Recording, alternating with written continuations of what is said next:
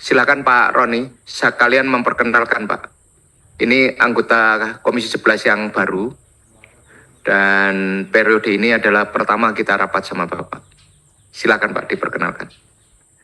Oke, terima kasih. Assalamualaikum warahmatullahi wabarakatuh. Salam sejahtera untuk kita semua. Salam, Om Swastiastu, Namo Buddhaya, salam kebajikan, Rahayu, Rahayu, Rahayu. Yang saya hormati dan saya muliakan Ketua Komisi 11 Pak Misbakun, Wakil Ketua Pak Hekal, Pak Dolfi dan Pak Fauzi, serta seluruh anggota Komisi 11 yang saya hormati dan saya muliakan. Perkenalkan, saya Roni. Starting 17 Desember 2024, saya diangkat sebagai Direktur Utama. Tadinya saya sebagai Direktur Investasi di Taspen sejak tahun 2020. Di sebelah kiri saya Pak Sumandar, Direktur Perencanaan dan Aktuaria. Kemudian sebelah kirinya lagi Ibu Diantini, Direktur Kepatuhan dan Menris. Lalu Ibu Ovita sebagai Direktur SDM dan IT. Dalam hal ini juga dalam kesempatan kali ini beliau juga menjabat sebagai PLT Direktur Operasional. Karena Direktur Operasional kami saat ini sedang menjalankan ibadah umroh. Kemudian di ujung Ibu Rena sebagai Direktur Keuangan. Yang saya hormati juga Pak Dirjen, Pak Prima, dan teman-teman dari Kementerian Keuangan, dan juga hadirin yang berbahagia yang menyaksikan di TV Parlemen. Izinkan saya untuk memulai paparan mengenai kondisi PT Taspen saat ini.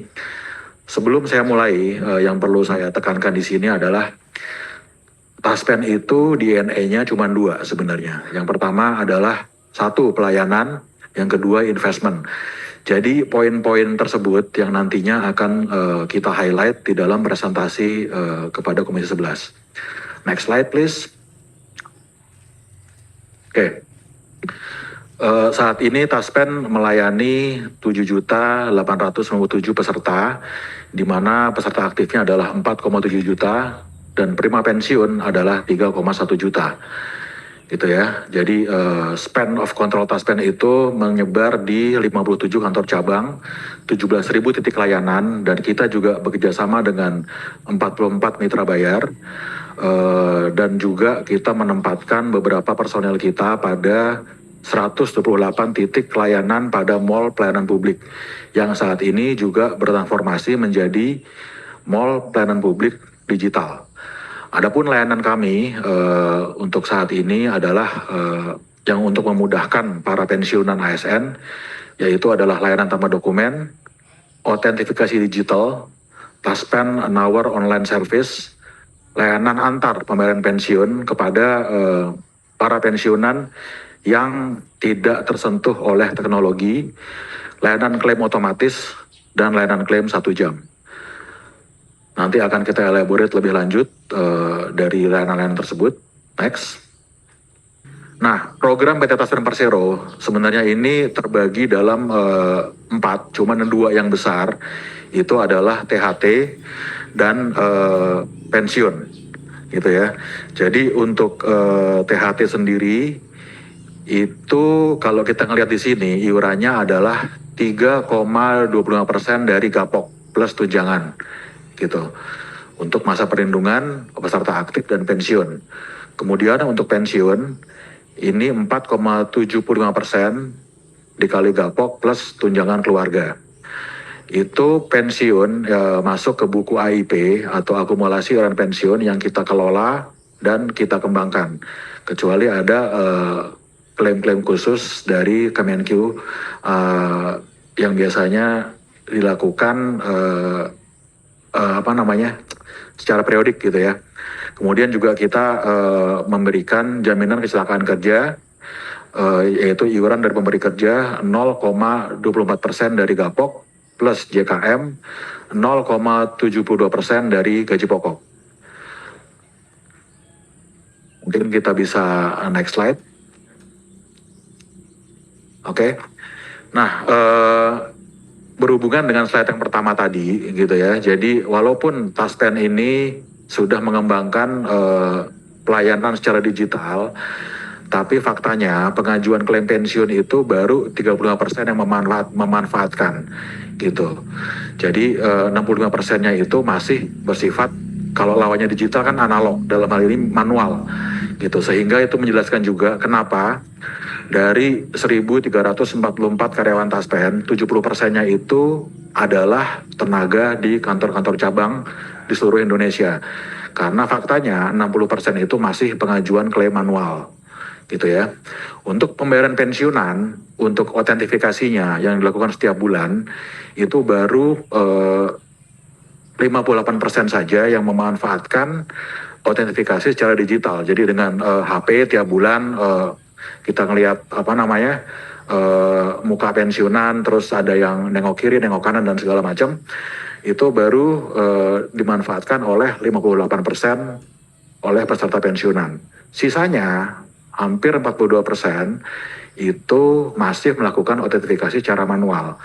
Kita paham juga kenapa para pensiunan itu masih percaya yang manual, karena ada ya masih gaptek istilahnya, terus takut salah atau takut ketipu gitu ya.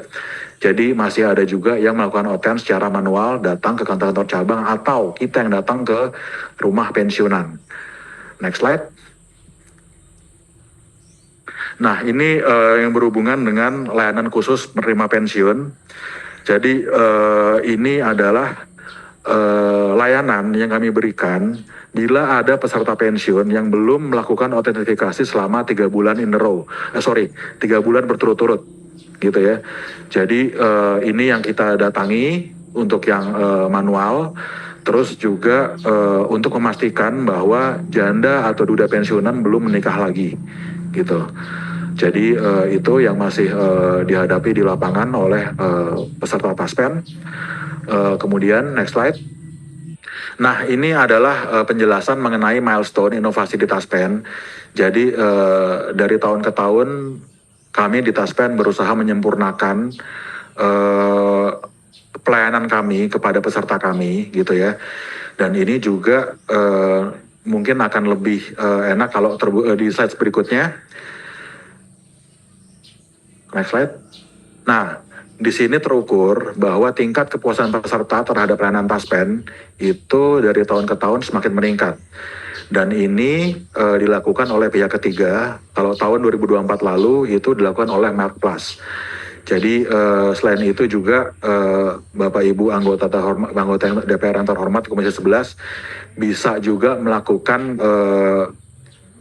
pengecekan atau wawancara juga dengan Korpri dalam hal ini, karena Korpri lah yang sebenarnya mengerti pelayanan dan gimana sih tingkat kepuasan peserta ini dapat diukur.